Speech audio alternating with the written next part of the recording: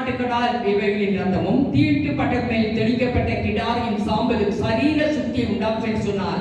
நித்திய ஆவியினாலே தம்மை தாமே பழுதற்ற பலியாக ஒப்பு கொடுத்த இயேசு கிறிஸ்துவின் விலையேற பெற்ற ரத்தம் ஜீவனுள்ள தேவனுக்கு ஊழியம் செய்வதை என் மனசாட்சியை செத்த கிரியைகளை சுத்திகரிப்பது எவ்வளவு நிச்சயம்.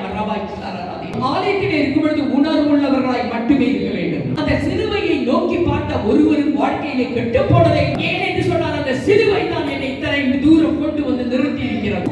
நொறுங்கி உடைக்கப்பட்டு நொறுக்கப்பட்டு கீழே கிடந்த என்னை அந்த சிலுவை எப்படி உயர்த்தப்பட்டதோ அதை போல கர்த்தர் என்னை உயர்த்தி வைத்திருக்கிறார். மூன்று காரியத்தை உங்கள் முன் வைத்துவிட்டு கடந்து போக விரும்புகிறேன். ஆத்துமாவை மரணத்தில் ஊற்றினார், ஒவ்வொருவருக்காக அவர் மரணத்தை ருசி பார்த்தார். வேதம் சொல்லுகிற இந்த வார்த்தைகளுக்கு என்ன கொடுக்கும்?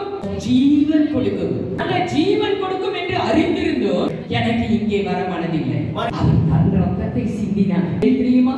நீ ஒரு புதிய வாழ்க்கைக்குள்ளாக வருவதற்காக கரங்களை தட்டி கரங்களை தட்டி கரங்களை தட்டி புதிதுமான மார்க்கத்தை ஜீவ மார்க்கத்திற்கு உள்ளாக நீ செல்லுவதற்காக இந்த ரத்தம் சிந்தப்பட்டது.